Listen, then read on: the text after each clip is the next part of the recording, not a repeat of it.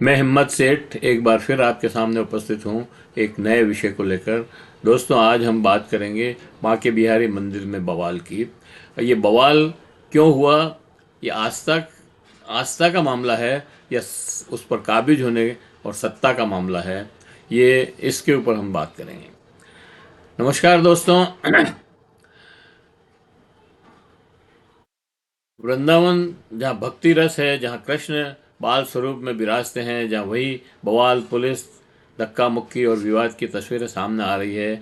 सामने ये नहीं है कि मंदिर में झगड़ा क्यों हुआ। सवाल ये नहीं है कि मंदिर में झगड़ा क्यों हुआ। सवाल है, ये है कि क्या सरकार को मंदिरों पर नियंत्रण का अधिकार है? क्या परंपरा भीड़ प्रबंधन से कम महत्वपूर्ण है? क्या क्या आस्था को व्यवस्था के नाम पर कुचला जा सकता है? बात आज बात करेंगे बांके बिहारी मंदिर विवाद की पूरी सच्चाई की। दोस्तों, ये बात शुरू करें उसके पहले मैं आपसे ये अपील करना चाहता हूँ कि अगर आपने अभी तक भी हमारे YouTube चैनल महावीर समता संदेश को सब्सक्राइब न किया है तो सब्सक्राइब कर लें, बेल आइकन दबाना न भूलें। और अगर वीडियो अच्छे लग रहे हैं तो लाइक करें, फॉरवर्ड करें और लोगों को भी भेजें। और अगर और लोगों को भी भेजें और कमेंट बॉक्स में जाएं, कमेंट लिखें, सुझाव दें। आपके कमेंट और सुझाव हमें और बेहतर करने की ओर अग्रसर करेंगे। तो दोस्तों, आज हम बांके बिहारी मंदिर की बात कर रहे हैं। बांके बिहारी मंदिर क्यों अलग है? सबसे पहले ये समझिए कि बांके बिहारी मंदिर कोई साधारण मंदिर नहीं है। यह सरकारी मंदिर नहीं है, न ही कोई सरकारी ट्रस्ट इसे चलाता है।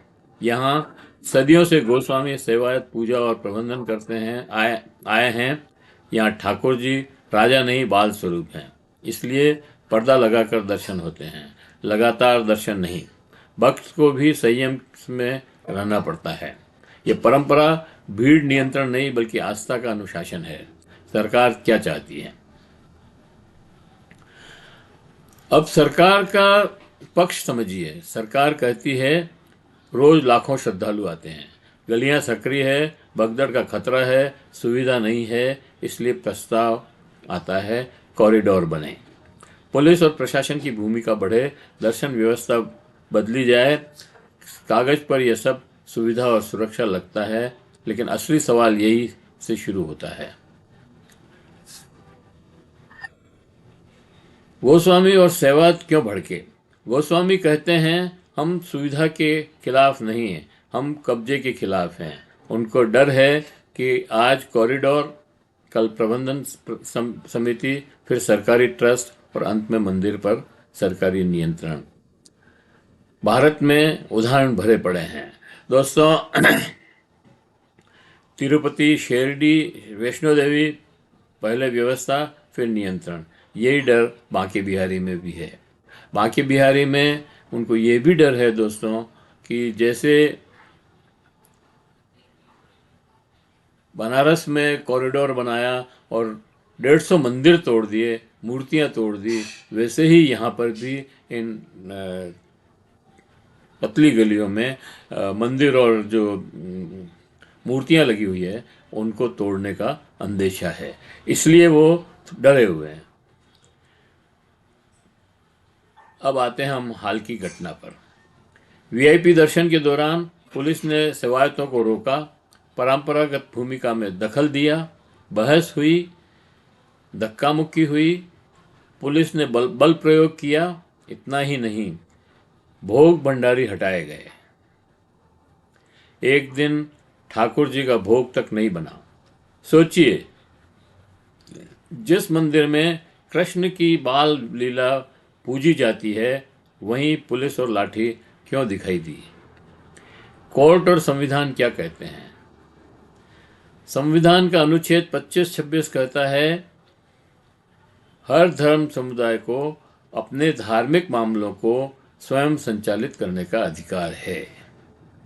सुप्रीम कोर्ट ने भी कहा है मंदिर सरकार की संपत्ति नहीं है, परंपरा का सम्मान जरूरी है, लेकिन श्रद्धालुओं की सुरक्षा भी जरूरी है। यानी अदालत भी साफ कर रही है सरकार मालिक नहीं बन सकती। असली सवाल जो दबाया जा रहा है अब सबसे अहम सवाल, क्या यह सिर्फ सुविधा का मामला है? क्या ये सिर्फ सुविधा का मामला है? धार्मिक संस्थाओं को सत्ता के अधीन करने की नीति है? क्या धर्म तभी स्वतंत्र है जब वो सत्ता के अनुकूल हो? क्या सरकारों को ये अधिकार है कि वे तय करें पूजा कैसे होगी, भोग कब बनेगा, कौन मंदिर में रहेगा? अगर आज बाके बिहारी तो कल कौन? साथियों, ये लड़ाई भक्त बनाम भक्त की नहीं है। ये लड़ाई है परंपरा बनाम सत्ता, आस्था बनाम नियंत्रण। अगर व्यवस्था सुधार के नाम पर धार्मिक स्वायत्तता खत्म होगी तो ये सिर्फ एक मंदिर का मामला नहीं होगा, रहेगा। ये संविधान और लोकतंत्र का सवाल बन जाएगा। फैसला हमें करना है। क्या मंदिर श्रद्धा के केंद्र रहेंगे या सत्ता के कार्यालय बनेंगे? ये बड़ा सवाल यही है दोस्तों, कि मंदिर जो है श्रद्धा के केंद्र रहेंगे या सत्ता के कार्यालय बन जाएंगे। जय श्री कृष्ण, सच बोलते रहिए। जय हो, जय हिंद, जय भारत। फिर मिलते हैं और किसी वीडियो के साथ। धन्यवाद।